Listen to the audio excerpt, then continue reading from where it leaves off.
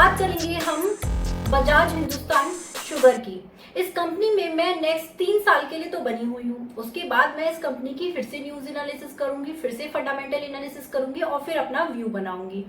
पिछले एक हफ्ते में इस कंपनी ने काफी अच्छा उछाल करके दिखाया है।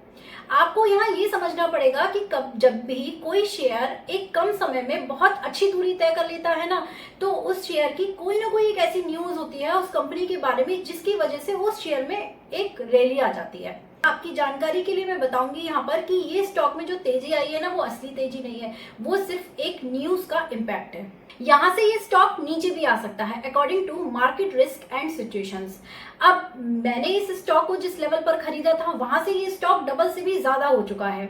अब सवाल ये है कि कंपनी इतने कर्ज में डूबी हुई थी, उसके बाद भी मैंने ऐसा क्या देखा इस कंपनी में जो मैंने अपनी इन्वेस्टमेंट इस शेयर में की।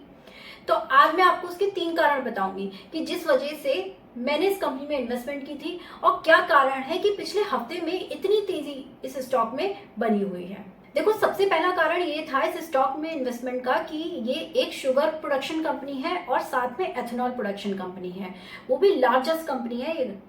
तो अब जैसा कि मैं और आप सभी जानते हैं कि आने वाले वक्त में एथेनॉल की मार्केट में क्या डिमांड रहने वाली है, इसी वजह से इस स्टॉक में मैंने अपनी इन्वेस्टमेंट की थी।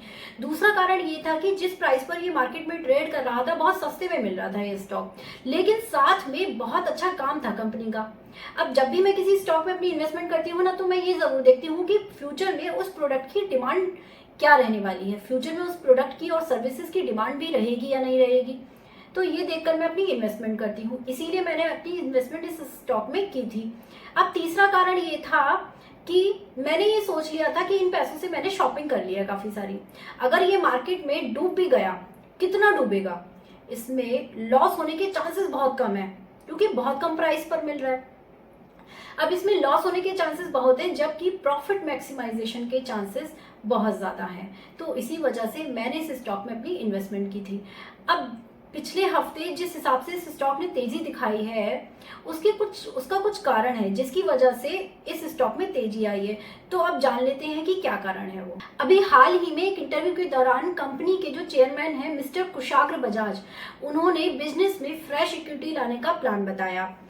उन्होंने ये भी बताया कि ये कंपनी इथेनॉल की और शुगर की सबसे लार्जेस्ट कंपनी है जो प्रोडक्शन करती है। अब अपने डेब्ट को भी खत्म करने के प्रयास में लगी हुई है और अपनी परिस्थितियों को बदलने की कोशिश कर रही है। उनका कहना था कि उन्होंने जो कंपनी की रिपोर्ट्स में डिफॉल्ट हुआ था ना, उनको सुधारने की कोशिश की है। कंपनी को फिर से पुनर्जीवित मतलब कि फिर से रिवाइव करने के लिए 2500 करोड़ रुपए की न्यू इक्विटी की गुहार लगाई है, जिसमें कि 1000 इक्विटी जो है 1000 करोड़ की जो इक्विटी है वो पहले ही इसमें डाल दी गई है। यहाँ पर उन्होंने एक बहुत बड़ी बात बोली, ध्यान से सुनना, कि चीनी और एथेनॉल की प्रोडक्शन की ये कंपनी अभी भी सबसे बड़ी प्रोडक्शन कंपनी है। अगर आप इनकी कंपनी की साइट पर जाकर देखोगे ना, तो वहां पे लिखा हुआ है क्लियर कि एशिया की लार्जेस्ट कंपनी है ये कंपनी, जो कि एथेनॉल और चीनी का प्रोडक्शन करती है। अब इन्होंने यहाँ पर ये भी बोला है कि मुद्दा प्रोडक्शन का नहीं है, मुद्दा ये है कि कंपनी के क्रेडिटर्स का है। उसके लिए हम ओवर टाइम काम कर रहे हैं, जल्दी इससे बाहर भी निकलेंगे। इनके पास 14 मैन्युफैक्चरिंग प्लांट हैं जो कि सक्सेसफुली अभी भी रन कर रहे हैं। तो अब आपको यहाँ ये समझना है कि कंपनी एशिया की लार्जेस्ट प्रोडक्शन कंपनी है, तो इसका फ्यूचर कितना ब्राइट हो सकता है। किसी भी कंपनी का चेयरमैन जब कोई बयान देता है तो वो ऐसे ही नहीं देता इंटरव्यू में, वो कुछ ना कुछ कंपनी के स्कोप को देखकर बयान देता है। तो आपको ये बात समझकर चलनी पड़ेगी। हम हमेशा किसी चार्ट के बेसिस पर या किसी न्यूज के बेसिस पर हमें स्टॉक को एनालाइज नहीं करना चाहिए। थोड़ी सी साइकोलॉजी भी होती है जो स्टॉक मार्केट में काम करती है। तो अब आगे देख लेते हैं कि उन्होंने और क्या कहा। तो अब उन्होंने साथ में कंपनी के बारे में ये भी कहा है कि कंपनी 2000 करोड़ रुपए का सालाना के बेसिस पर ना कैश फ्लो जनरेट कर रही है, जो कि आने वाले टाइम में 3000 करोड़ रुपए में तब्दील होने वाला है। तो अब आपको यहाँ ये समझना पड़ेगा कि कंपनी ग्रोइंग स्टेज में। अब आप सोचो कि ये 10 रुपए का स्टॉक या 20 रुपए का स्टॉक एकदम से 500 रुपए का हो जाए, तो ऐसा नहीं हो सकता। प्लीज ऐसी टारगेट वाली वीडियोस आप ना ही देखें तो अच्छा है। लेकिन हाँ, यहाँ आपको ये देखना पड़ेगा कि आपको इस स्टॉक को पेशेंस के साथ होल्ड करना पड़ेगा अगर आप फ्यूचर ग्रोथ देख रहे हो इस कंपनी में। साथ में मैं आपको ये बताना चाहूंगी, ये कंपनी के जो चेयरमैन हैं मिस्टर कुशाग्र बजाज, इन्होंने ये भी कहा है कि कंपनी बहुत ही जल्दी डेट फ्री होने वाली है। उन्होंने 24,000 करोड़ कैपिटल का एक्सपेंडिचर प्लान भी बताया है, जो कि कंपनी के जो एग्जिस्टिंग बिजनेस है ना उसको ग्रो करने में और न्यू बिजनेस प्लान के लिए यूज किया जाएगा। तो ये सारा इस स्टॉक का फ्यूचर प्लान है, और आपको इसकी डिटेल एनालिसिस चाहिए तो मैं इसके लिए आपके लिए एक वीडियो बना सकती हूँ। आप मुझे कमेंट सेक्शन में कमेंट करके बताना कि इस स्टॉक के बारे में आपका क्या व्यू है। बात करती हूँ मैं भेल की।